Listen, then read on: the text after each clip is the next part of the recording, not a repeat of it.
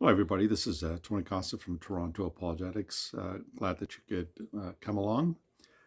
Today, in my thoughts and musings, I want to talk about the question of climate change. I'm sure you have heard that term.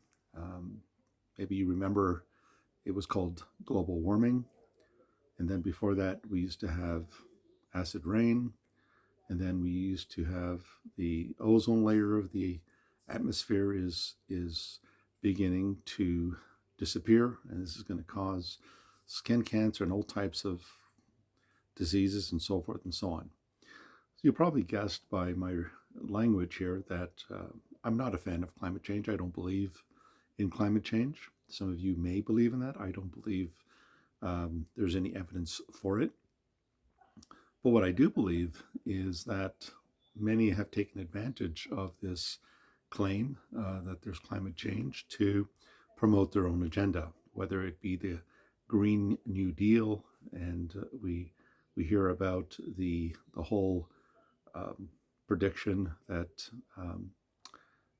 AOC made that we only have 12 years to go. We've heard all this rhetoric before. Back in the 70s, there was talk about Manhattan being underwater in so many years if we don't do anything about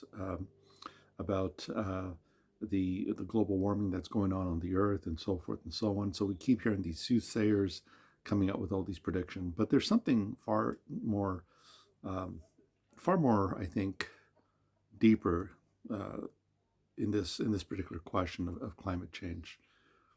If you notice the people that are pushing for this and pushing for this whole idea of renewable energy and the Green New Deal and so forth, when people who tell you that you should not be using fossil fuels, you should not be using coal, you should not be driving vehicles um, that are run on gasoline or petrol, as they say in Europe, while they're flying around in planes around the world, telling you you shouldn't really be traveling, you should be trying to avoid carbon emissions and carbon footprints as much as possible.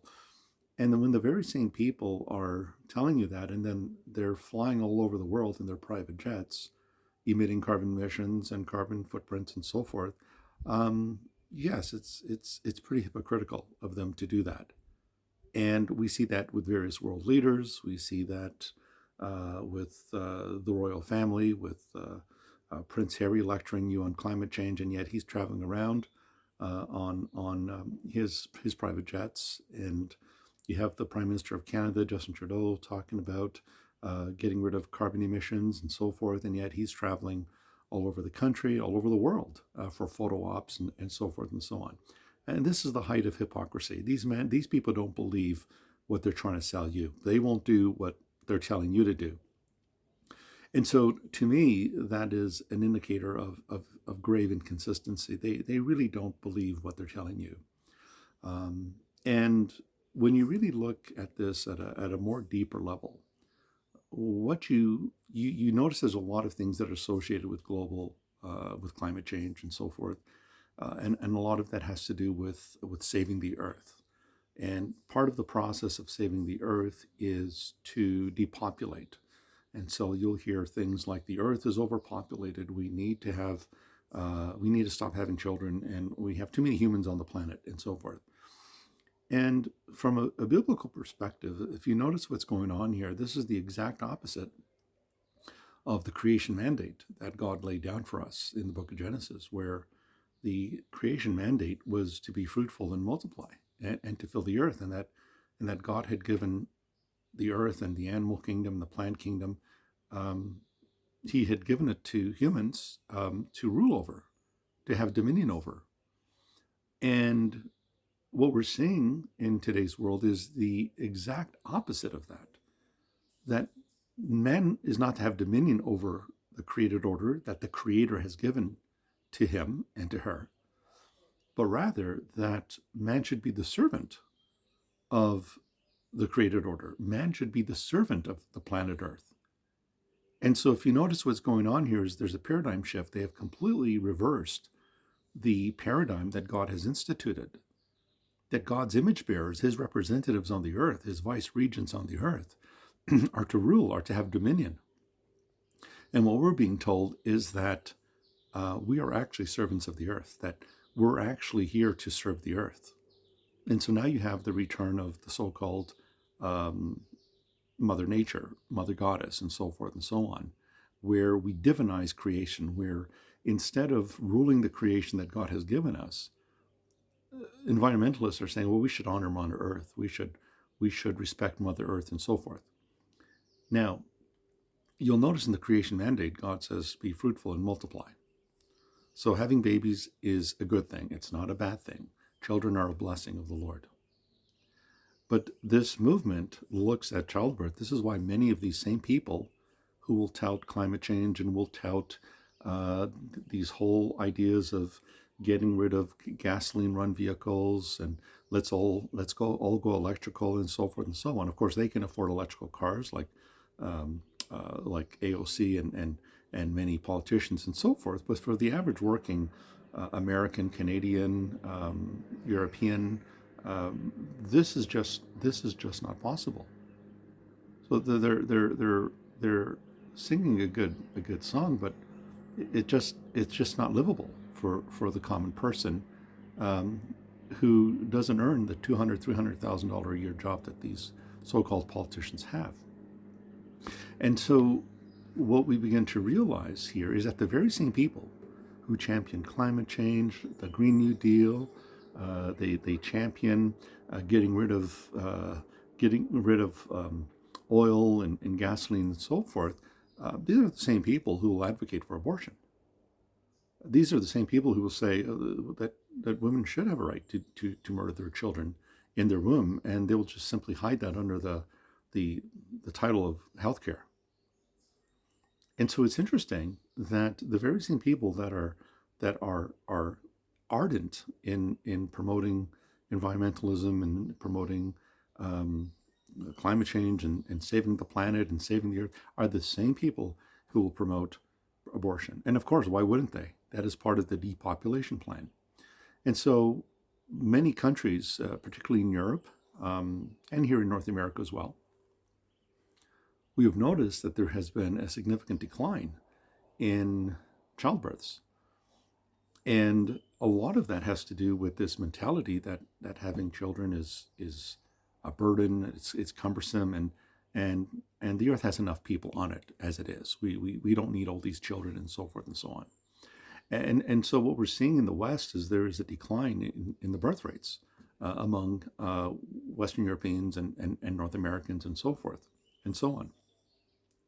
And so there's an implicit hatred here, really, when you think about it at a very basic level, bottom level. There's a hatred, an undercurrent of hate here for the idea of having children, of having large families, and so forth and so on, because we need a safe planet Earth. And so, in this respect, this is a very unbiblical worldview. The other thing we should also bear in mind is that we're not promoting the destruction of nature. Of course not. The Bible says in Psalm 24, verse 1, the earth is the Lord's in the fullness thereof. The earth is the Lord and the fullness thereof.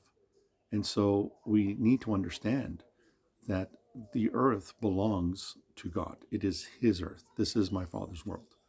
It doesn't belong to Klaus Schwab. It doesn't belong to Bill Gates. It doesn't belong to the World Economic Forum or the WHO or the United Nations. The earth is the Lord's and the fullness thereof. Everything that is in it. God owns the cattle on 1,000 hills. And so we need to understand this is our Father's world. We need to respect the environment. We need to show gratitude for this dominion that God has given us on this planet and so forth and so on. The book Revelation in chapter 11 talks about God destroying those who destroy the earth. God will punish those who destroy the earth. And so there is a sense in which environmentalism really, the Christian church has surrendered that to the left progressive vogue, when this is really something that we should have always advocated for, not climate change or any of those type of conspiracy theories that I think they really are. but that Christians should have been the ones who should have been vocal about the environment and so forth and so on. And so what you see then in these various movements today, and if you notice the whole economic imbalance right now that we're seeing in North America, when you go to the gas pumps, both Americans and Canadians are feeling the pinch at the gas pumps as inflation begins to increase. And the whole point is to eventually, the whole vision is to just get rid of this, to get rid of oil and to get rid of gasoline and so forth and so on. And somehow we're going to live in this world where everything's electrical. And yet, all these advocates of environmentalism are flying around in fuel charged aircraft and vehicles and so forth. And what is interesting is that when you consider the fact that when people are promoting these electrical vehicles and so forth and so on, what charges the electrical stations where you can charge these vehicles? Well, you need fossil fuels to do that. So they're using fossil fuels to charge electrical stands and electrical stations so that you can charge your car. You see an inconsistency here. There's a grave inconsistency here. And so we need to understand that the fact that people who are advocates of this view, advocates of climate change, are more often than not, they are advocates of an unbiblical worldview. They're naturalists, many of these folks as well. I don't mean naturalism in a bad way here, but they are people who believe that the earth is more important than human life, that we should not have babies, or we should limit the amount of children and people in the world and so forth. But once again, these are the very same people that will degrade human life. They're the same people who will degrade the sanctity of marriage. These are the very same people who will refuse to acknowledge the supremacy of Christ over all things as King and Lord. And so what you're seeing in all of this is really, what you're seeing is a fulfillment of Romans chapter 1, where human beings, instead of worshiping God and acknowledging God, what did they do? They simply became degenerate, and they ended up worshiping created things rather than the creator. So they ended up worshiping creation rather than the creator, who is forever blessed, Romans 1:25. And this is where we see this type of thinking in this particular movement. And so am I saying that we as Christians should be against nature? Of course not. Are we against the environment? Of course not. This is our Father's world. This world belongs to God. It's his ownership. He has crown rights over his own creation. The earth is not owned again by the United Nations. It's not owned by the WHO. And every inch of creation belongs to Jesus Christ. He is Lord over it. He has delegated, God has delegated this earth to us, to rulers, and it's God who has carved the boundaries of the nations. According to Acts 17, God has set the bounds of all the nations, the boundaries of all the nations. But ultimately, this is his world. This is his earth. And when a movement turns against the Creator who gave us this beautiful earth that we live in, and usurps his authority and determines that they're the ones who know what's right for nature and so forth, and in the process degrade human life and degrade the sanctity of human life, you know there's something drastically wrong here. And so, folks, I want to thank you for just taking this time to listen to my thoughts and musings on this particular topic. I hope that this has been instructive, hope it's been encouraging, and hopefully it's helped you to reorient yourselves into a biblical worldview. So once again, folks, we encourage you to like the video. We also encourage you to subscribe to Toronto Apologetics. The channel is absolutely free, and you'll be notified of any upcoming and new videos. So thanks again, everyone, for joining.